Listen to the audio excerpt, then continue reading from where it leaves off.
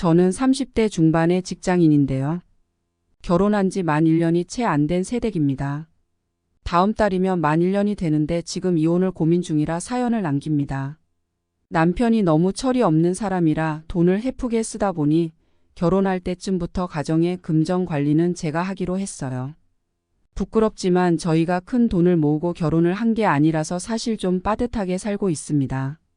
그런데 결혼할 때부터 남편이 아무런 계획도 없이 비싼 아파트에 입주하자고 했어요. 하지만 저희 가정의 현실적인 상황을 고려하지 않은 그의 요구는 정말 말도 안 되는 이야기였어요. 남편의 아파트 입주 요구에 따라 저희는 부부로서 처음으로 큰 갈등을 겪게 되었습니다. 남편은 자신의 철없는 요구를 깨닫지 못하고 저에게 그에 따른 부담을 해결할 방안을 찾아달라며 압박을 주더군요. 사실 저를 더 힘들게 했던 건 시어머니였어요.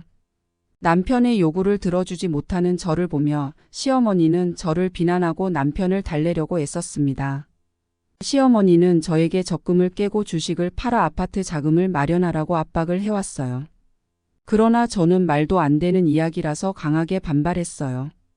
안 그래도 경제 상황이 좋지 않은데 적금과 주식을 팔아서 신락 같은 희망까지 없애버릴 수는 없었습니다. 그렇지만 시어머니는 저의 걱정을 무시하고 돈에 눈이 멀었다며 저를 비난하셨어요. 저는 경제 상황에 대한 현실적인 판단을 내릴 수 있는 사람이 저밖에 없다는 사실에 너무 큰 절망감을 느꼈어요. 날이 갈수록 시어머니와의 관계는 악화되어 갔습니다. 시어머니는 저를 돈에 눈이 먼 나쁜 며느리로 몰아가기 시작했어요. 결혼한 지 얼마 되지도 않았는데 벌써 이런 상황이 발생한다는 것이 너무 힘들었습니다. 시간이 갈수록 저희 가정의 분위기는 매우 어두워졌습니다. 그러던 어느 날 남편과 시어머니와 함께 저녁 식사를 하던 중 분위기가 급격히 얼어붙기 시작했어요. 시어머니께서 돈을 더 많이 벌 수 있는 방법을 찾아서 아파트로 들어가라며 인신공격까지 하기 시작했습니다. 저는 정말 숨도 쉬지 못할 정도로 답답한 기분이 들었어요. 한마디 할 때마다 시어머니의 냉정한 시선이 느껴졌고 남편은 그런 상황에서 어느 쪽에 서야 할지 고민하는 듯한 모습이었어요. 결국 남편은 어느새 시어머니 편을 들었고 저는 외로움과 배신감에 눈물이 핑 돌았죠. 그 다음날 저는 아무 말 없이 집을 나서며 일상을 되찾으려 애썼어요. 하지만 마음 한켠에 남아있는 갈등은 점점 커져만 가는 것이 느껴졌죠. 친한 친구들과의 만남을 통해 조금씩 위로를 받으려 했지만 결국 집으로 돌아와 남편과 시어머니와의 마주침에 두려움을 느끼게 되었어요. 이어지는 날들 저는 남편과 시어머니 사이에서 갈등을 겪으며 서로 이해하고 양보하는 것이 중요하다는 것을 깨닫기 시작했어요. 그렇지만 제 마음속 갈등은 어느새 외부와의 갈등으로 번져 주변 사람들과의 관계에도 영향을 끼치기 시작했죠. 이런 상황에서 저는 남편과 시어머니에게 소통을 시도하려 했지만 항상 길게 이어지지 못하는 대화들에 지쳐갔어요. 한심한 남편은 본인도 시어머니의 압박에 점점 힘들어져서 저에게 기대려 하더군요. 애당초 남편의 요구로 시작된 상황인데 너무 화가 났어요. 저는 제가 뭘 어떻게 해야 할지 몰라 헤매게 되었어요. 결국 저는 그동안 참고 견뎌온 마음속 갈등을 남편과 시어머니에게 고스란히 털어놓기로 결심했습니다. 그날 저녁 저는 남편과 시어머니와 함께 솔직한 이야기를 나누기 시작했어요. 처음에는 기분 나쁘지 않게 조심스럽게 말을 꺼냈지만 저도 사람인지라 목소리가 점점 커졌습니다. 저는 남편과 시어머니에게 어떤 갈등을 겪고 있는지 그리고 그로 인해 얼마나 힘들어하는지를 솔직하게 전달했습니다. 남편과 시어머니는 말 없이 듣고만 있었어요. 그렇게 몇 일 정도는 조용히 흘러갔습니다. 하지만 시간이 지남에 따라 결국은 똑같은 이야기가 다시 나오기 시작했습니다. 저는 남편과 시어머니와의 갈등 속에서 결국 자식을 낳지 않겠다고 결심했습니다. 없는 살림에 무리하게 집을 구하고 자식까지 낳으면 정상적으로 양육을 할 수 없다고 생각했었거든요. 그러나 이 결심은 시어머니의 불만을 사게 되었고 그로 인해 더 큰 갈등이 시작되었습니다. 남편도 아이를 갖고 싶다는 생각에 저를 이해하지 못했고 우리 사이의 마찰이 더욱 커졌습니다.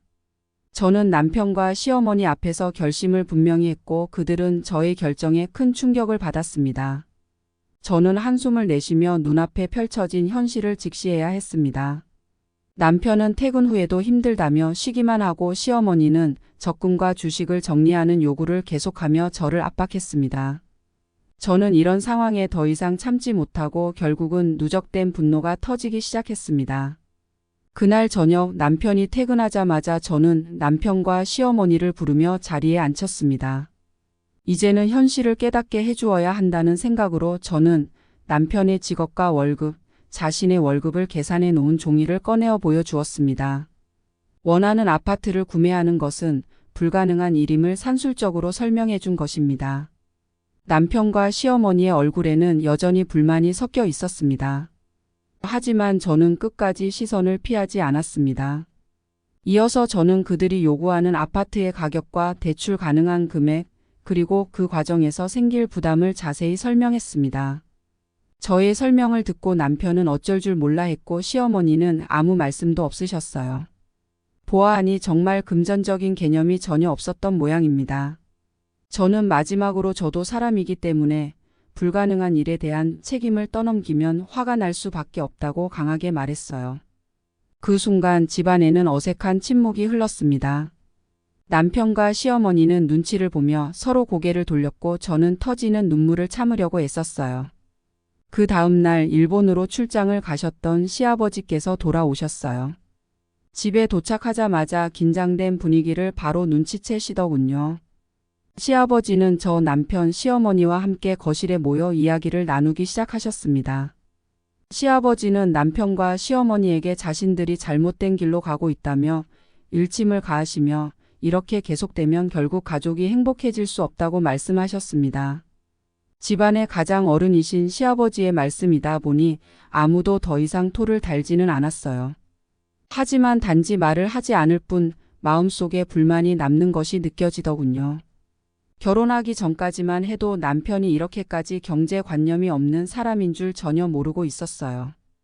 그냥 누구나 할 수 있는 덧셈 뺄셈 아닌가요? 이 정도의 계산조차 하려고 하지 않는다는 사실이 너무 절망적입니다. 그리고 이런 상황의 책임이 저한테 떠넘겨지는 상황도 너무 억울하고요. 다음 달이면 결혼한 지 만 1년이 되는 때입니다. 원래라면 결혼 1주년을 기념하며 행복해해야 할 상황이지만 저는 혼자서 이혼을 생각하고 있어요.